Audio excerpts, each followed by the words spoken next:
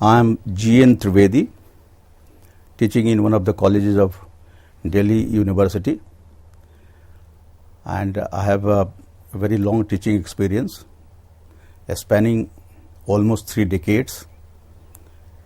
So today I am going to speak on a brief reading into Gandhi's moral universe.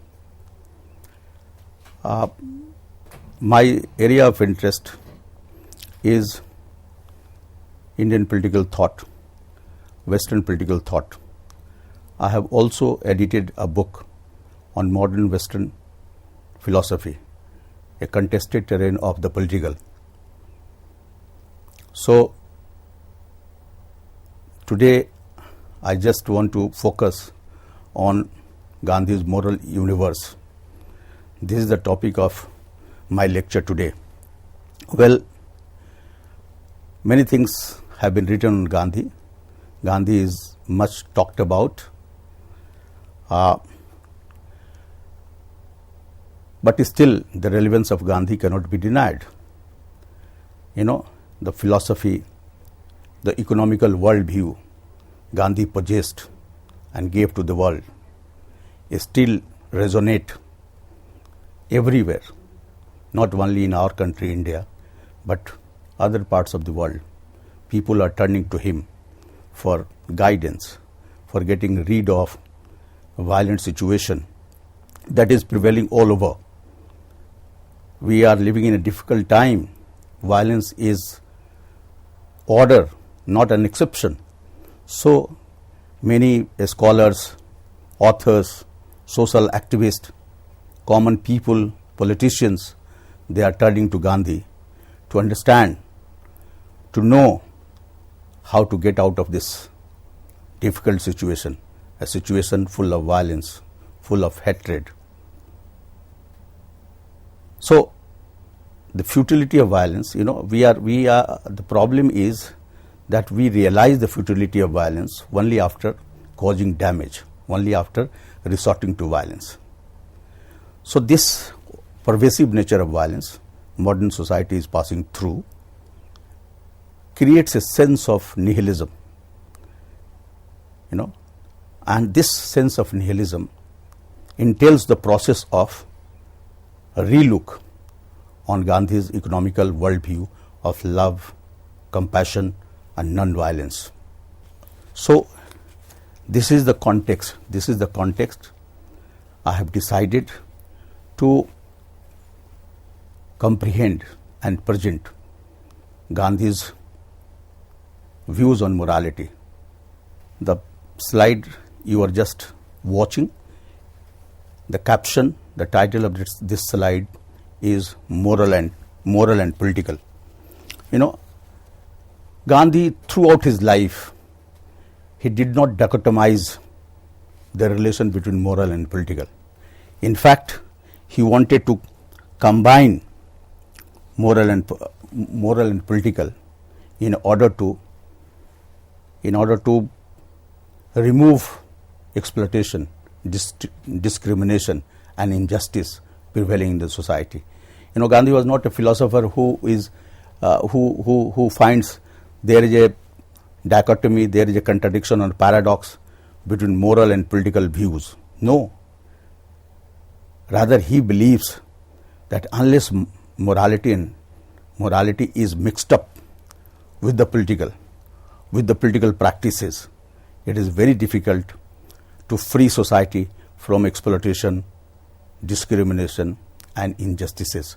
So, unlike modern philosophers, unlike modern ideologies, for Gandhi, morality and politics, they gel together, they go together, and only in their combination, only in their going together, we can ameliorate human situation.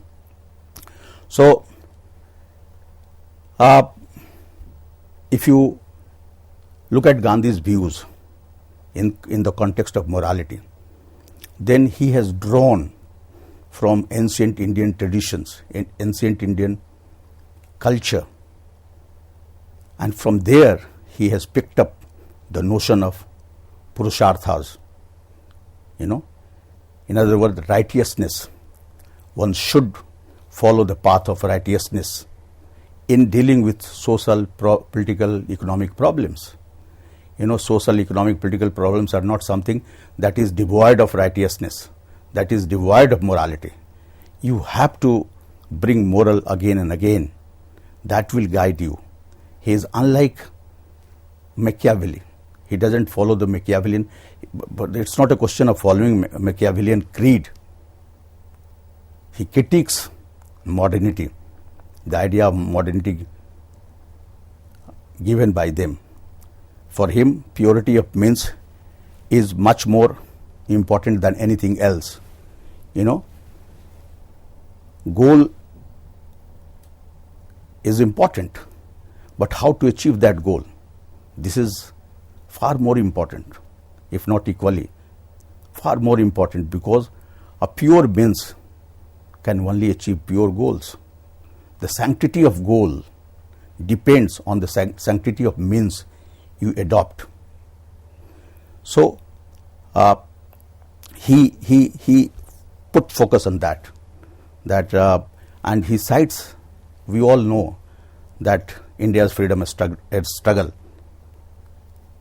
bears the testimony of non-violent struggle.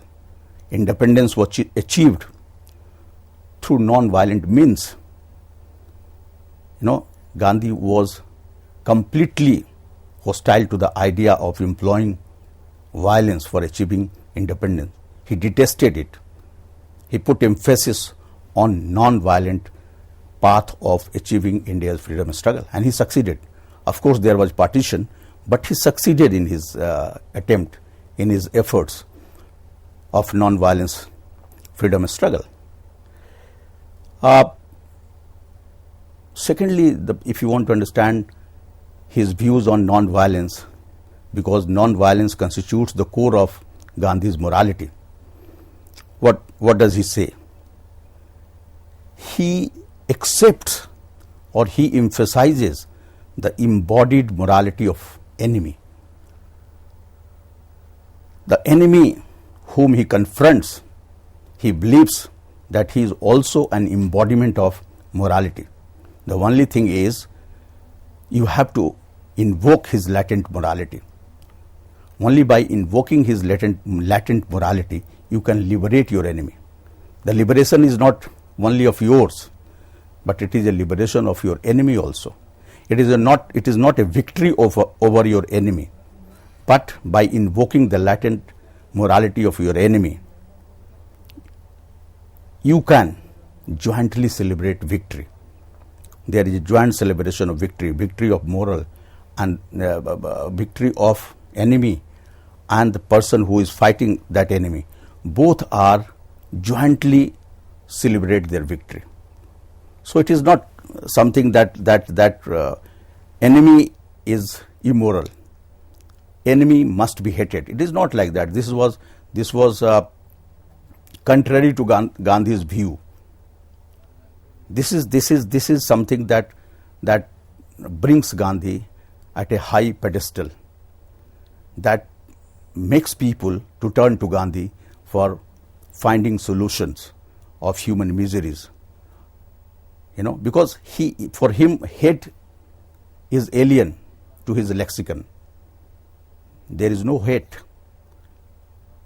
His epistemological breakthrough of conquest of violence is very important. How did he win his enemy? How did he makes an attempt to eliminate violence, not only from our practical life, but from our mind. Conceptual violence is also a kind of violence. If violence is in your idea, then that will force you to resort to violence in practical life, in day-to-day life. So his method of conquering violence is something that must be taken into account. Here I would like to quote Gandhi, Gandhi says that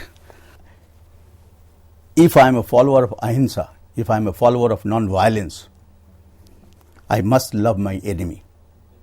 I must apply the same rule to the wrongdoer who is my enemy or a stranger to me as I would to my wrongdoing father or son.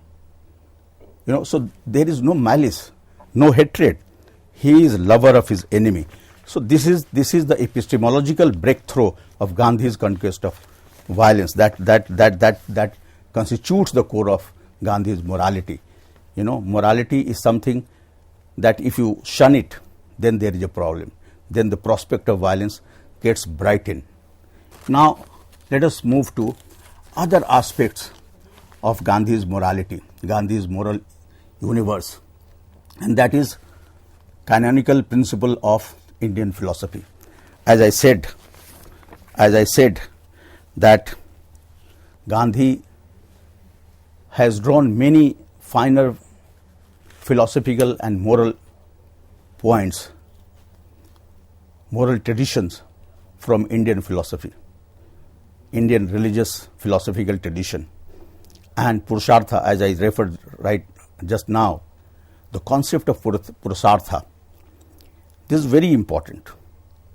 There are 4 components of this concept of Purushartha: earth, economy, kama, pleasure, dharma, morality, and moksha, transcendence or liberation. They are the cardinal principles. If you try to synchronize these 4 components of Purushartha, then the possibility of moving forward, leaving violence behind, the possibility of creating a better world becomes brighter. Normally, these 4 components,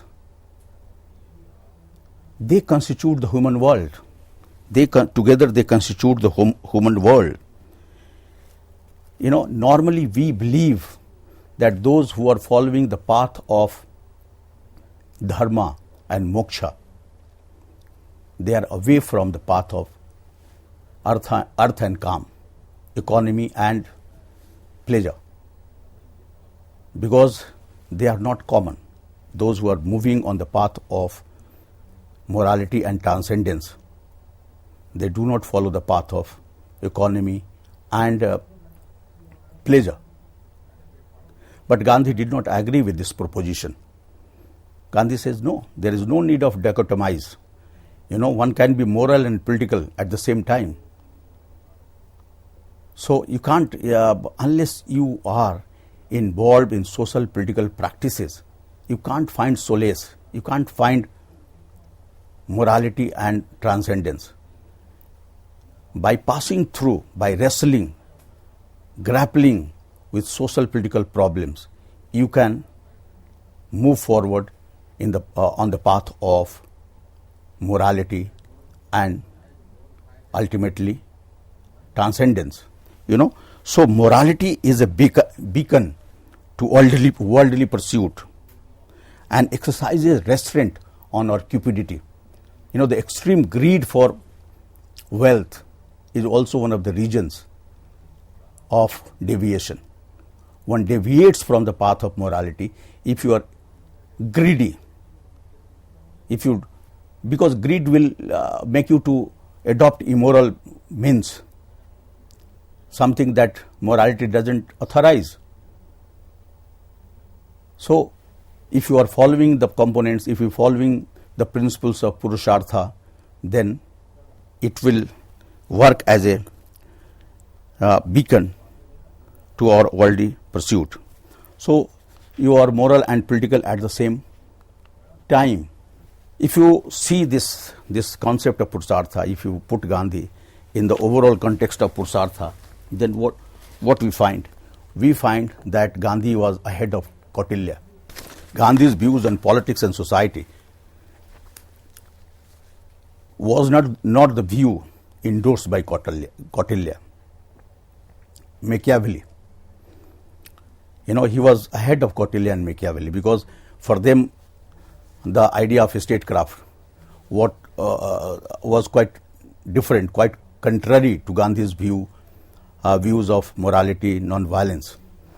He was, if you want to place him, then you can say that he was post-Ashokan. He was post-Ashokan because Ashoka, the Maurya emperor, he emphasized, he did not segregate religion and politics.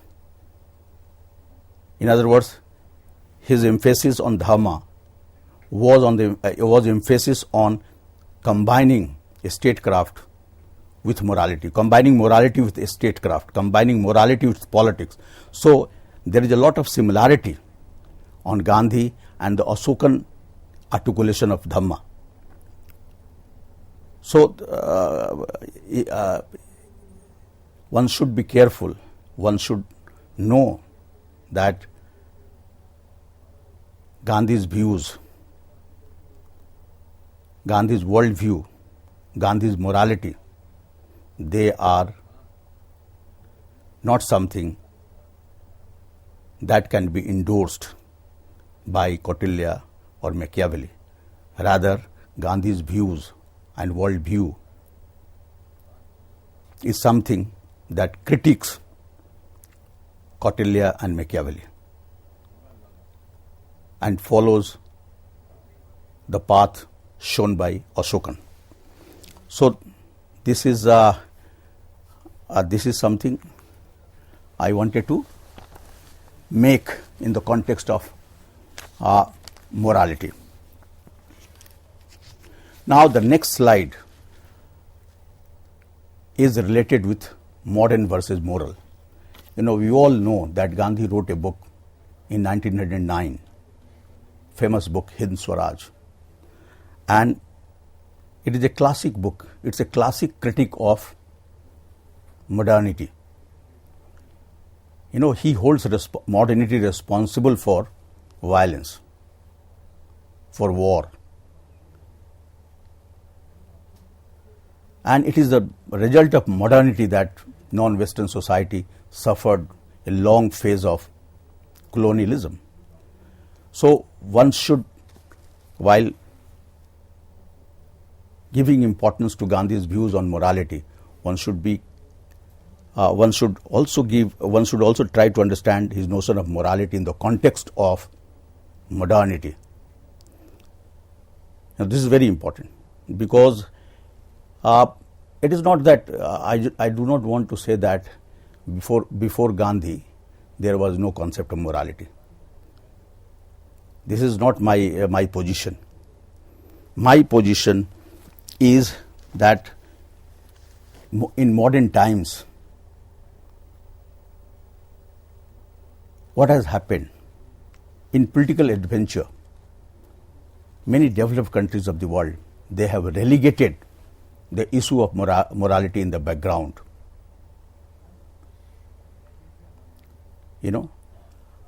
And if you are just eliminating the issue of morality from your political pursuit, then what would be the consequence? Consequence would be dominance, conflict, war, violence. So Gandhi is in that context he is criticizing modernity. It is modernity that keeps morality away. The very core of modernity is constituted by the idea of power and dominance, how to spread power and dominance beyond one's boundary. This is how colonialism has emerged. So if you want to understand morality, then you have to turn your eyes on characterization of human nature in the context human nature. This is very important. Human nature, how it has been characterized by modern philosophy. If you see the Hobbes, how Hobbes has explained human nature, he says that human beings are by nature, inherently they are selfish, quarrelsome, jealous.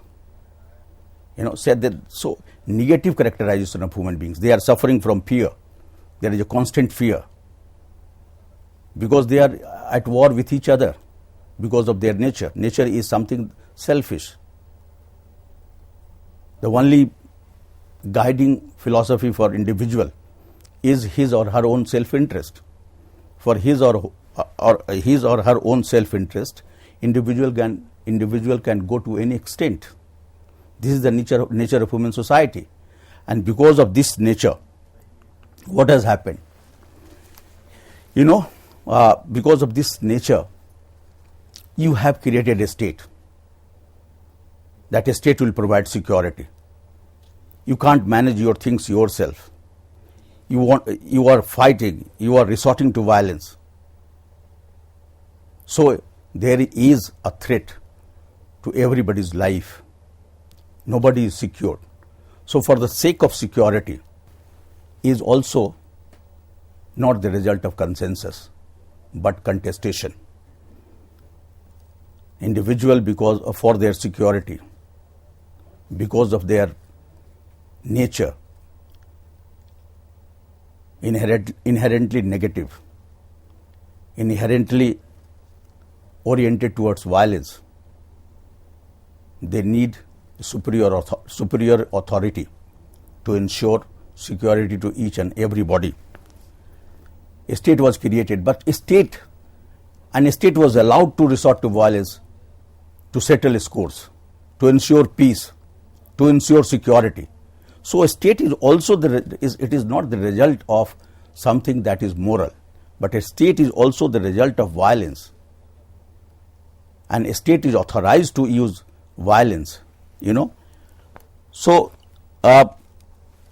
this is the modern characterization of human nature. Modern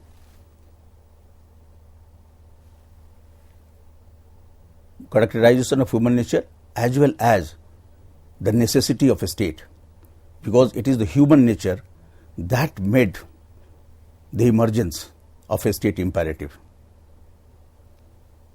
So this is something that gives, we find, if you analyze it critically, if you give a critical look to it, then you realize that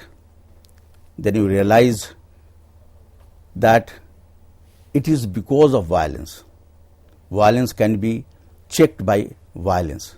So in that context, modern philosophy, modern characterization of human nature and a state, this was something that Gandhi was not comfortable with, and he criticized that unlike Western characterization of human nature, he believes that human beings are inherently good.